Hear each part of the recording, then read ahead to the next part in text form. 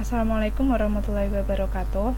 Kami dari kelompok 3 akan mempresentasikan mengenai definisi, pengakuan, penilaian, dan pengukuran, penyajian, serta pengungkapan dalam ekuitas. Yang pertama ada Arya Sari, NIM 075, Galih Fahmi Gulam Aditama, NIM 189, dan Erina Putri Rahmayanti, NIM 205. Definisi ekuitas. FASB Statement of Financial Accounting Concept nomor 6 mendefinisikan ekuitas sebagai hak sisa terhadap aktiva suatu entitas setelah dikurangi hutang, sehingga dapat dikatakan bahwa terdapat dua karakteristik ekuitas. Yang pertama, ekuitas sama dengan aktiva neto, yaitu selisih antara aktiva perusahaan dengan hutang perusahaan. Yang kedua, ekuitas dapat bertambah atau berkurang karena kenaikan atau penurunan aktiva neto, baik yang berasal dari sumber bukan pemilik, atau pendapatan dan biaya, maupun investasi oleh pemilik atau distribusi kepada pemilik. Dalam kerangka dasar standar akuntansi keuangan tahun 2002, Ikatan Akuntansi Indonesia mendefinisikan ekuitas merupakan hak residual atas aktiva perusahaan setelah dikurangi semua kewajiban. Ekuitas adalah sisa bunga atas aset perusahaan setelah dikurangi semua kewajiban. Ekuitas sering disebut sebagai ekuitas pemegang saham, ekuitas atau model perusahaan. Ekuitas sering dikelompokkan pada pernyataan posisi keuangan dalam kategori berikut. Yang pertama, modal saham. Yang kedua, share premium. Yang ketiga, laba ditahan. Yang keempat, akumulasi penghasilan komprehensif lainnya. Yang kelima, saham treasury. Dan yang keenam, bunga non-pengendali atau hak minoritas. Pengakuan dan pengukuran ekuitas. Dalam pengakuan modal atau ekuitas, biasanya diakui pada saat pemodal mentransfer sumber daya kepada perusahaan sebagai imbalan bagian kepemilikan perusahaan. Pengakuan modal biasanya digunakan pada perusahaan yang berbentuk perseorangan maupun partnership. Modal yang disetor diakui saat penerimaan baik berupa kas ataupun non-kas. Saldo normal ekuitas berada pada sisi kredit. Modal atau ekuitas diukur sesuai dengan jumlah kas yang diterima. Sementara untuk setoran yang berupa non-kas akan diukur sebesar nilai wajar non-kas saat diserahkan, yaitu nilai operasional tanggal yang disetujui Dewan Komisaris. Pengakuan dan pengungkapan ekuitas. Menurut PSAK nomor 21, penyajian ekuitas meliputi penyajian dalam bentuk modal dan saldo laba dalam neraca setelah pos kewajiban. Penyajian ekuitas bertujuan menyediakan informasi tentang riwayat serta prospek investasi pemilik dan pemegang ekuitas lainnya. Informasi tentang kewajiban yuridis perseroan terhadap para pemegang saham dan pihak lainnya juga merupakan tujuan penyajian ekuitas pemegang saham. Selain itu, akun ini juga harus disajikan dan dinyatakan terpisah antara akun modal saham dan laba ditahan, yang bertujuan yaitu yang pertama, membedakan sumber modal yang disetor mencerminkan riwayat modal sejak berdirinya perseroan, sedangkan laba ditahan terbentuk dari akumulasi laba. Yang tujuan yang kedua yaitu dari segi administrasi keuangan, laba ditahan merupakan indikator daya melaba atau earning power.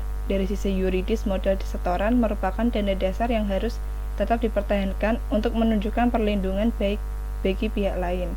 Dana ini hanya dapat ditarik kembali dalam likuiditas atau dalam keadaan luar biasa lainnya. Sementara untuk laba ditahan adalah jumlah yang secara yuridis dapat digunakan untuk pembagian dividen. Assalamualaikum warahmatullahi wabarakatuh.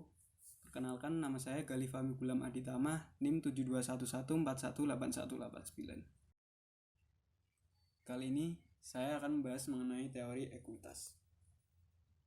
Di antaranya ada teori kepemilikan. Teori ini memusatkan perhatiannya kepada pemilik. Jadi, di dalam akuntansi, tujuan perusahaan, jenis modal, dan makna rekening, dan lain-lainnya. Semuanya dilihat dari sudut pandang pemilik. Persamaan akuntansi yang digunakan antara lain modal sama dengan aktiva kurangi hutang. Teori ini biasanya digunakan untuk perusahaan perorangan atau firma, di mana aset perusahaan merupakan aset pemilik modal atau berhubungan dengan aset pemilik modal itu sendiri. Kepemilikan merupakan kekayaan bersih bisnis dan dapat dipresentasikan dalam persamaan akuntansi. Dalam hal ini, kepemilikan yang merupakan kekayaan bersih pemilik bisnis adalah sama dengan aset dikurangi kewajiban. Menurut teori kepemilikan, pendapatan adalah kenaikan dalam hal pemilik dan beban adalah penurunan. Teori kepemilikan juga merupakan kerangka logis untuk persekutuan apabila di organisasi menurut UU yang berlaku. Lalu ada teori entitas. Teori entitas muncul untuk mengatasi kelemahan yang melekat pada teori properti. Kenyataan menunjukkan bahwa perkembangan kegiatan usaha menyebabkan perusahaan menjadi unit usaha yang berdiri sendiri terpisah dari identitas pemilik. Hal ini berarti terdapat pemisah antara kepentingan pribadi pemilik dengan kepentingan perusahaan. Perusahaan dianggap bertindak atas nama dan kepentingan sendiri terpisah dari pemilik. Teori entitas atas persamaan akuntansi sama dengan aktiva sama dengan hutang plus modal, atau aktiva sama dengan modal yang di dalamnya ada hutang plus modal pemilik. Lalu terdapat dua versi teori entitas, yaitu versi tradisional. Menurut pandangan tradisional, perusahaan beroperasi untuk pemegang ekuitas, yaitu pihak yang memberi dana bagi perusahaan. Dengan demikian, perusahaan harus melaporkan status investasi dan konsekuensi investasi yang dilakukan oleh pemilik. Lalu ada versi baru. Pandangan ini menyatakan bahwa perusahaan beroperasi atas nama sendiri dan berkepentingan terhadap kelangsungan hidupnya sendiri. Lalu ada atas dasar teori entitas. Neraca yang disajikan mengandung makna sebagai berikut. Yang pertama, aktiva perusahaan menyajikan informasi langsung mengenai nilai unit usaha. Lalu ada ekuitas menunjukkan laporan tidak langsung terhadap jumlah nilai yang sama. Dan aktiva adalah pemilik perusahaan. Lalu hutang merupakan kewajiban perusahaan, bukan kewajiban pemilik. Lalu yang terakhir, aktiva non-moneter lebih relevan bila diukur dengan historis karena nilai total aktiva sama dengan jumlah pasifannya. Lanjut ada teori ekuitas residual. Ahli teori akuntansi William Patton menyatakan bahwa ekuitas residual sebagai salah satu dari beberapa jenis ekuitas dalam teori entitas. Teori ini menyatakan bahwa pemegang saham memiliki saham atau modal di perusahaan yang memiliki posisi yang sama dengan pemegang saham lainnya. Namun, pemegang saham bukanlah pemilik perusahaan. Lalu ada aktiva dikurangi ekuitas khusus sama dengan ekuitas residual. Ekuitas khusus ini meliputi klaim kreditur dan ekuitas pemegang saham preferen. Tujuannya adalah sebagai pendekatan ekuitas residual adalah memberikan informasi yang lebih baik kepada pemegang saham biasa dalam rangka pengambilan keputusan investasi. Pemegang saham biasa pada umumnya dianggap memiliki ekuitas residual di dalam laba perusahaan dan di dalam aktiva bersih pada saat likuidasi. Teori enterprise merupakan teori dari perusahaan.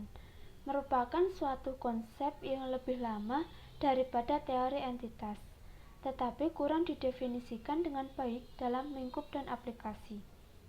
Teori ini merupakan pendekatan yang lebih luas dari teori entitas yang ada. Jika dalam teori entitas lain perusahaan merupakan entitas yang dioperasikan dalam rangka memberikan manfaat bagi pemegang saham, maka dalam teori enterprise perusahaan merupakan entitas yang dioperasikan dalam rangka memberikan manfaat untuk masyarakat luas dan semua pihak yang berkepentingan. Dalam arti luas, pihak-pihak yang berkepentingan meliputi pemegang saham, kreditur, pegawai, konsumen pemerintah, dan masyarakat secara umum. Dan yang selanjutnya yaitu teori dana atau fund. Teori ini mengabaikan asumsi hubungan personal yang diasumsikan dalam teori kepemilikan dan personalisasi perusahaan sebagai suatu unit ekonomi dari unit legal dalam teori entitas. Selain itu, teori dana memberi ganti dengan unit operasional atau berorientasi aktivitas sebagai dasar untuk akuntansi.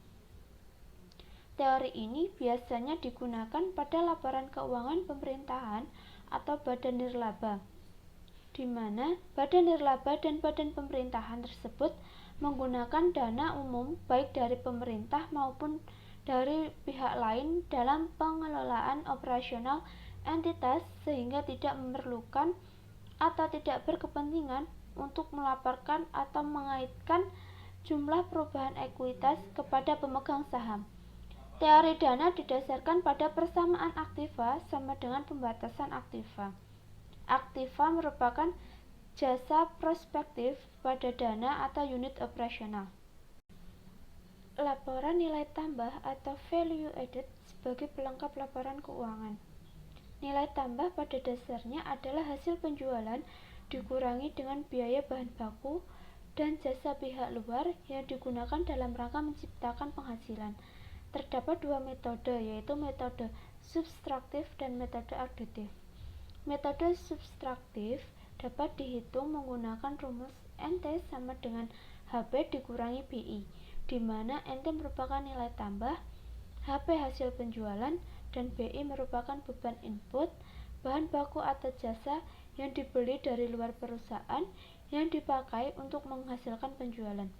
Dan yang kedua yaitu metode additif, dapat dihitung menggunakan rumus NT sama dengan BG ditambah LO dikurangi NP, di mana BG merupakan beban gaji dan upah, LO laba operasi sebelum pajak, bunga, dan pos-pos luar biasa, dan NP merupakan beban operasi dan laba yang berasal dari kegiatan non-produksi. Dan yang terakhir yaitu PSAK terkait ekuitas. Standar terkait ekuitas telah diatur dalam Pernyataan Standar Akuntansi Keuangan atau PSAK nomor 21 tentang akuntansi ekuitas.